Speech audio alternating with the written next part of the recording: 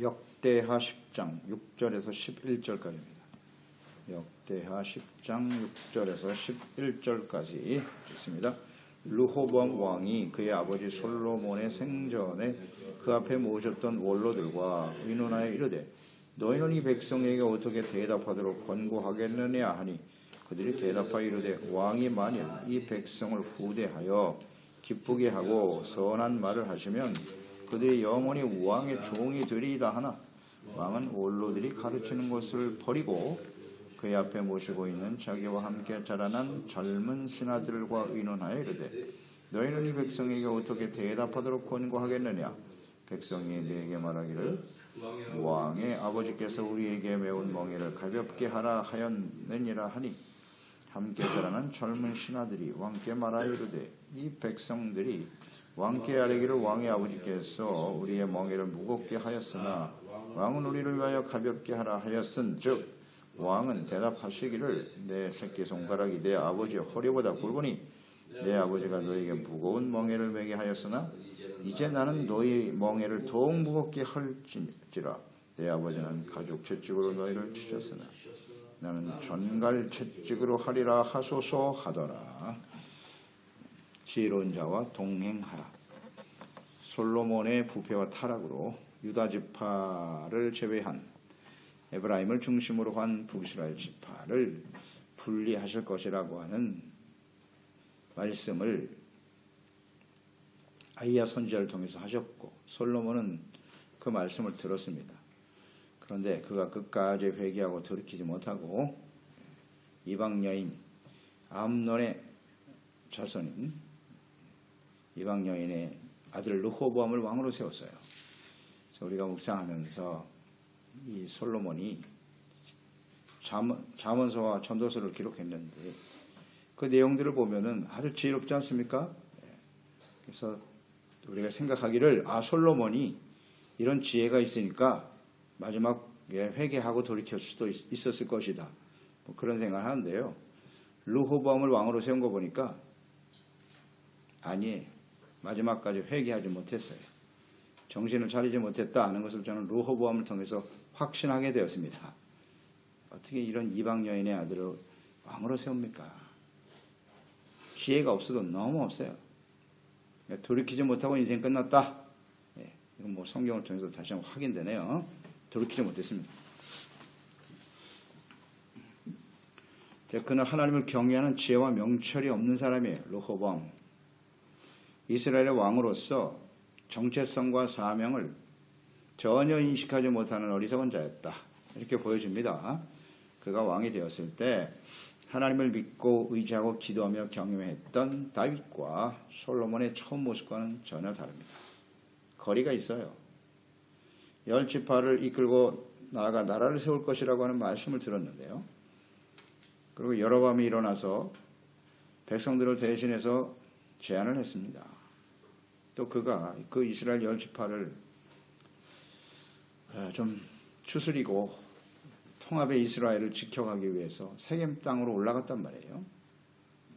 그런 생각까지도 가지고 있었던 사람인데 여로보암을 통해서 제안한 백성들의 말을 듣고 그는 3일 후에 다시 오실 것을 제안했어요. 그 시간 동안 솔로몬이나 다윗 같았다면 당연히 하나님께 기도했겠죠. 또 이스라엘 나라를 다스리는 왕과 지도자라면 당연히 기도해야죠. 기도하고 하나님의 뜻을 묻고 자기가 잘 모르겠으면 즉시 대답을 못했으니까요. 모르겠으면 하나님께 구해야죠. 지혜를. 그 3일 동안 충분한 시간이 있었는데 그는 3일 동안 무엇을 하였느뇨? 원로들 솔로몬 왕은 3일 동안 원로들을 모아서 의견을 들었고 또 젊은 신하들의 의견을 듣게 되었습니다. 그러나 하나님께 기도하지는 않았죠. 6절로 7절에 보면 솔로몬을 생전에 섬겼던 원로들의 의견 듣게 됩니다. 이들은 솔로몬의 모사죠. 모사. 솔로몬 왕 시대의 모든 상황을 잘 알고 있었던 사람들이고 지금 현재 백성들이 어떠한 어려움에 처해 있는지를 잘 알고 있죠. 그래서 그 문제 해결책까지도 알고 있는 사람들이죠. 그래서 그 원로들의 의견은 지혜였습니다. 하나님이 주시는 지혜였고 하나님의 뜻이다. 그렇게 보여지죠. 그래서 그들은 그렇게 의견을 제시했습니다. 백성들을 후대하라. 그리고 그들을 기쁘게 하라. 이렇게 제안을 합니다. 그리고 선한 말을 하라. 그리하면 그들이 영원히 왕의 종이 될 것입니다. 이런 제안까지도 했네요. 아주 지혜롭죠. 후히 대접하라. 그들의 요구를 들어주면서 기쁘게 하라. 선한 말을 하라 그랬으니까 의로운 말, 선이라고 하는 것은 의이지 않습니까? 그리고 상대방을 불쌍히 여기는 거예요. 인자를 사랑하는 것이 선이라 그랬고요. 겸손히 하나님과 동행하는 것이 선이라고 그랬잖아요. 그러니까 의에 대해서 말하고 겸손히 하나님을 함께 잘 섬길 수 있도록 그들을 불쌍히 여기는 말을 하라는 거죠. 그게 선한 말이죠. 그러면 당신의 영원히 종이 될 것입니다. 저기 말씀은 이스라엘 이끌어가는 지도자 왕은 위로는 하나님을 사랑해야죠. 순종하고 경외하며 아래로는 백성들을 불쌍히 여기고 사랑해야죠. 그들을 기쁘게 하며 행복한 삶을 살아가도록 힘쓰는 것이 하나님의 다스리시는 하나님의 나라의 왕과 지도자가 해야 될 사명과 역할인 것이죠. 지혜를 제안해 준 것입니다. 하나님을 사랑하고 경외하고 그 말씀에 복종하며 겸손한 자를 하나님께서는 높여주신다. 내가 왕인데 백성들이 나를 기쁘게 해야지 내가 왜 백성들을 기쁘게 하나? 이런 생각을 대부분 갖게 됐잖아요. 백성을 기쁘게 하는 것이 왕의 역할이다. 이게 겸손이거든요. 그럴 때 하나님이 높여주신다.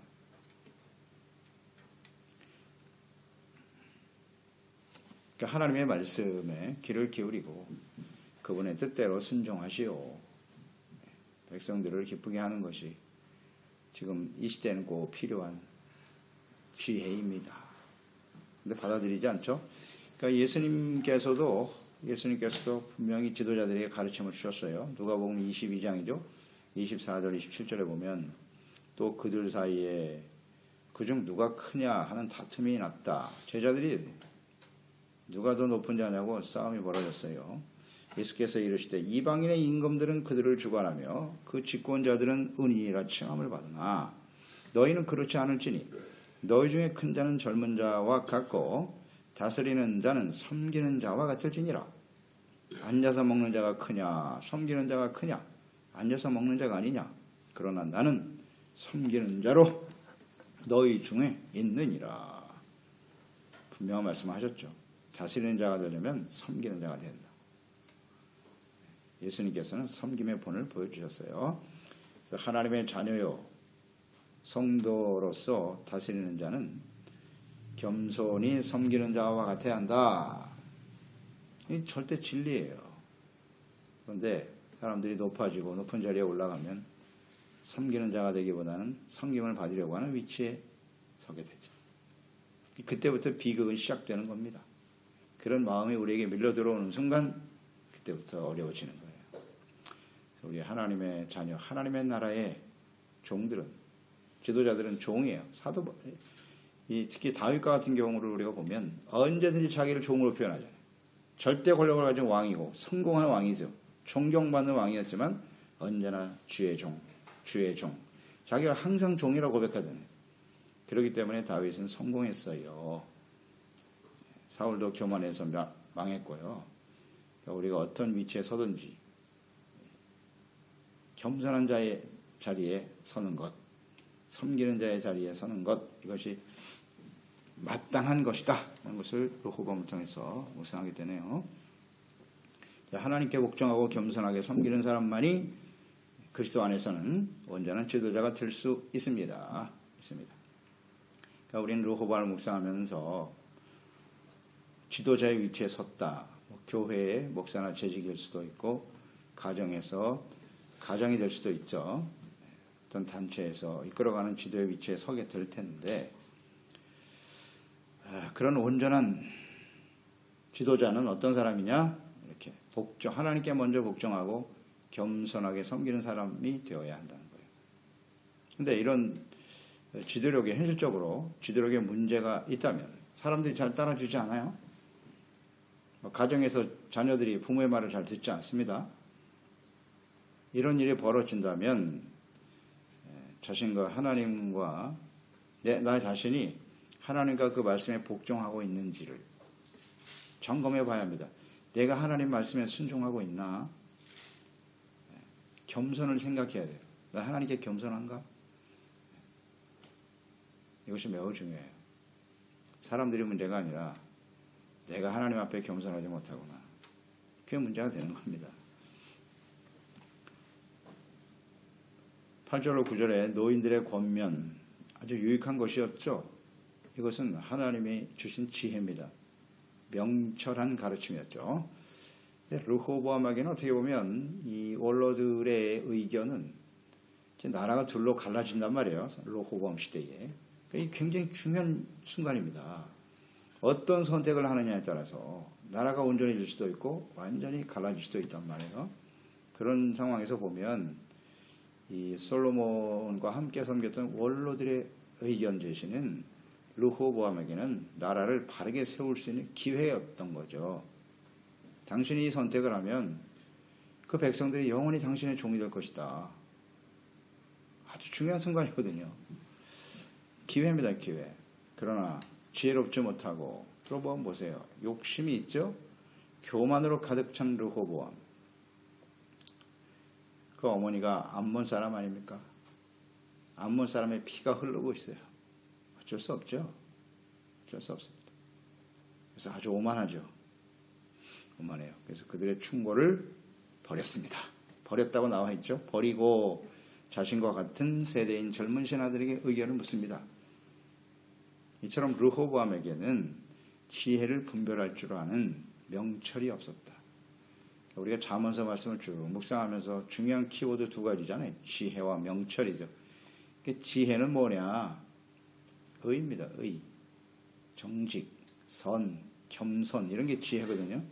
명철은 뭐냐? 그것을 분별할 줄 아는 것이라고 그랬죠. 선과 악을 분별할 줄 알고 거짓과 진리를 분별할 수 있는 능력이 명철인데 르호보암에게는 없어요. 명철이 없습니다. 분별할 수 있는 능력이 전혀 없다. 그러니까 우리가 모든 걸 분별한다라고 했을 때는 기준이 있지 않습니까? 어떤 기준이 있어야 분별을 하게 되는데 그러니까 명철은 그 기준이 언제나 하나님의 말씀에 근거한단 말이에요. 하나님과 하나님의 말씀, 하나님의 뜻이 기준이 될 때 분별이 가능한데 이 르호보암을 이런 지혜를 발견하지 못하는 거, 분별하지 못하는 거 보니까 그 중심이 어디에 있다? 자기 자신에게 있는 거예요. 나에게 어떤 것이 유익하지? 나에게 어떤 것이 도움이 되나? 자기의 정욕을 충족시키고 교만을 충족시켜주는 이런 게 기준이 되면 올바른 선택을 할 수가 없습니다. 여기서 우리는 중요한 교훈을 얻어야 돼요. 우리도 르호보암과 같은 그런 수많은 상황과 순간을 맞이하게 되지 않습니까? 무엇인가를 선택하고 결정해야 되는데 그것이 하나님의 말씀에 근거한 것이냐? 아니면 나 자신의 유익과 만족을 위한 것이냐? 간단한 문제죠. 복잡하지 않아요. 둘 중에 하나입니다. 그게 자기 자신에 기반하고 있다면 절대로 분별할 수가 없겠죠. 르호보암은 그 지혜의 말씀에 귀를 기울이지 않았어요. 버렸다 그랬습니다. 나와 맞지 않다는 거예요. 내 생각과 틀리다.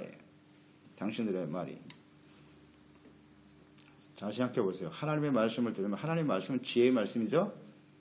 항상 하나님의 말씀을 들을 수 있다. 지혜의 말씀을 들을 수 있다고 하는 것은 우리에게 선택의 기회가 주어지는 거예요. 늘 말씀드리죠. 하나님의 말씀을 듣는 것은 선택, 어떤 선택을 해야 되는 중요한 결정이에요. 그 말씀을 듣고 아멘 하고 따르든지 주여 그 말씀은 내 생각과 다릅니다. 둘 중에 하나죠. 뭐 그렇지 않습니까? 이 기회를 선택하든지 놓쳐버리든지 간단한 문제입니다. 사실은.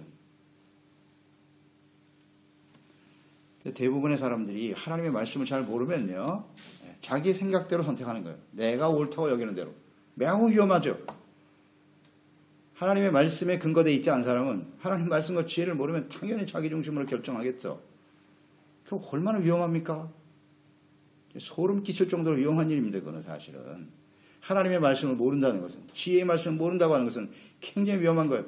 우리 인생이라는 것이 매일매일 순간순간마다 어떤 선택을 해야 되지 않습니까? 그 선택이 우리의 미래를 결정하는 건데. 지난 우리의 시간을 돌이켜보세요. 우리가 어떤 중요한 일을 선택하고 결정했을 때 그것이 하나님의 말씀과 지혜에 근거한 것이었나? 어떤 것이 우리의 삶에 인간적으로 유익할 것일까? 이런 것을 선택했기 때문에 실패한 겁니다. 왜? 우리는 하나님의 자녀이기 때문이에요. 세상 사람은 다 그렇게 살아요. 그렇게 살아갑니다. 우리는 하나님의 자녀이기 때문에요. 충분히 기회를 주시잖아요. 근데 그걸 가까이 하지 않아요. 버려. 르호보암 안타깝네요. 기회를 놓쳐버렸네요. 그러면 그의 결과가 어떻게 될까? 그의 선택의 결과가 어떻게 될까? 보게 되겠죠. 우리가 알고 있는 바입니다. 너무 중요한 순간인데 이걸 놓친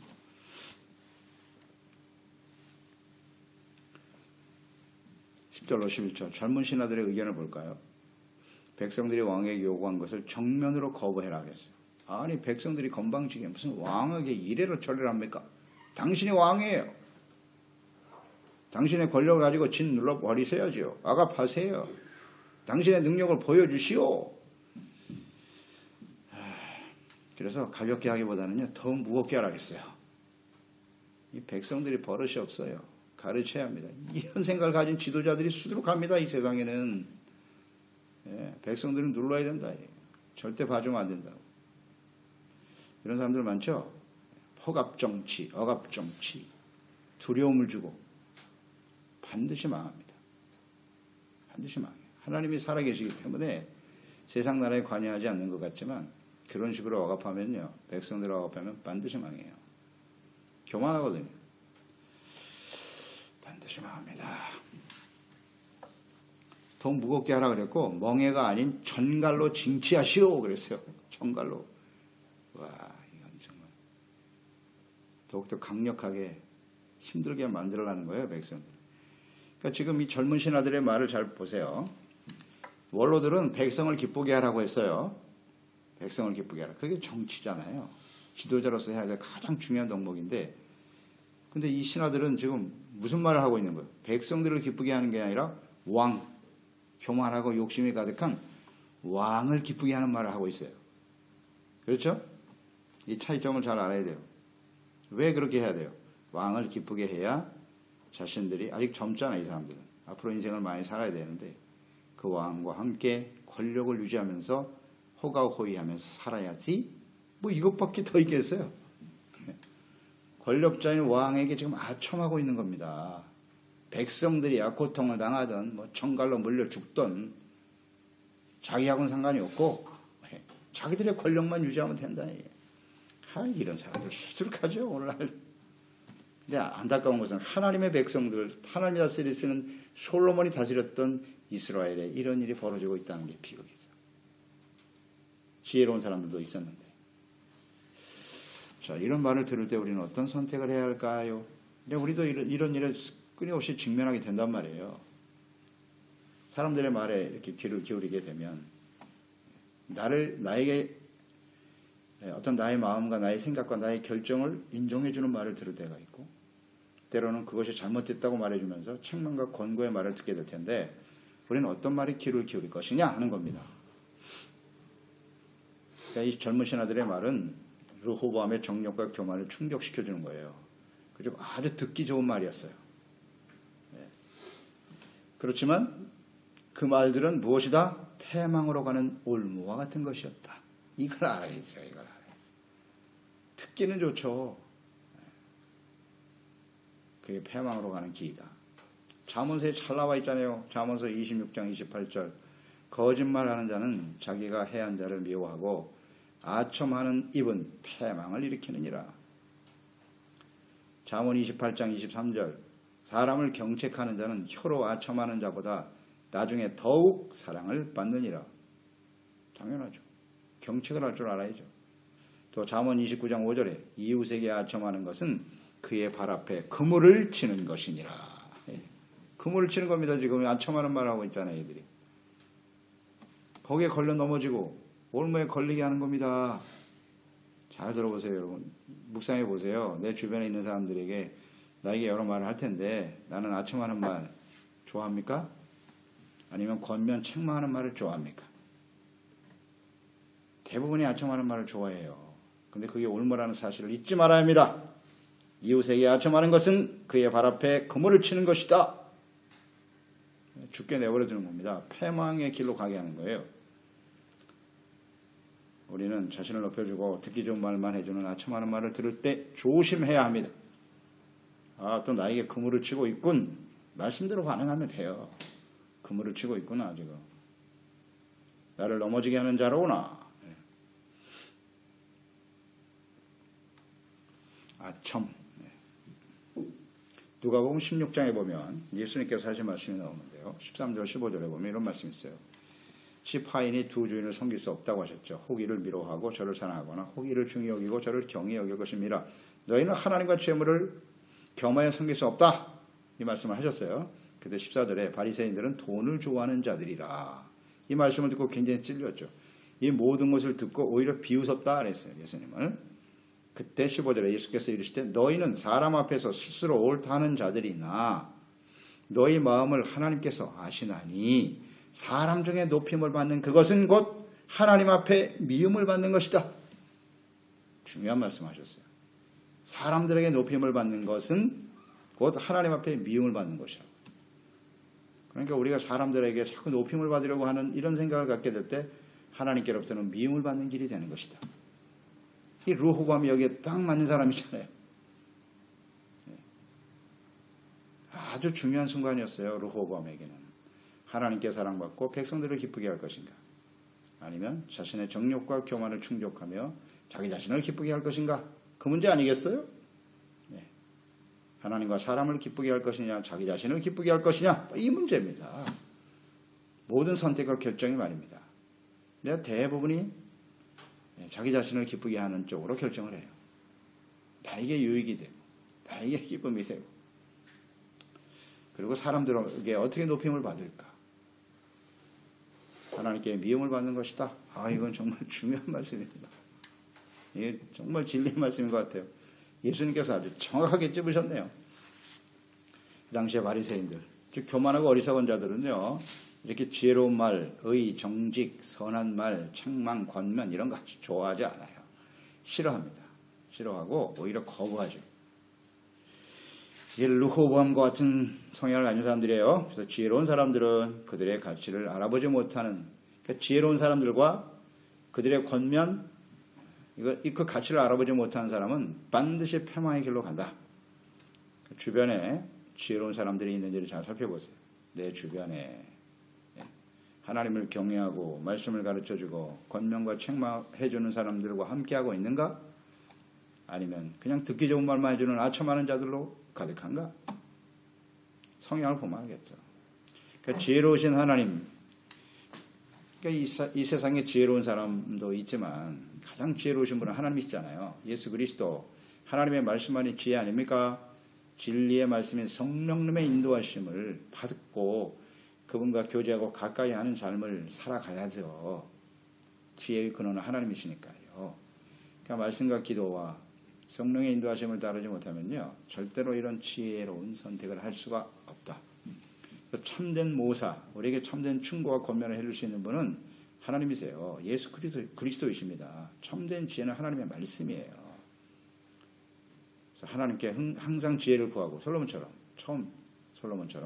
지혜를 구하고 그분의 말씀을 귀를 기울이고 순종하는 자가 되어야 하는 것이에요.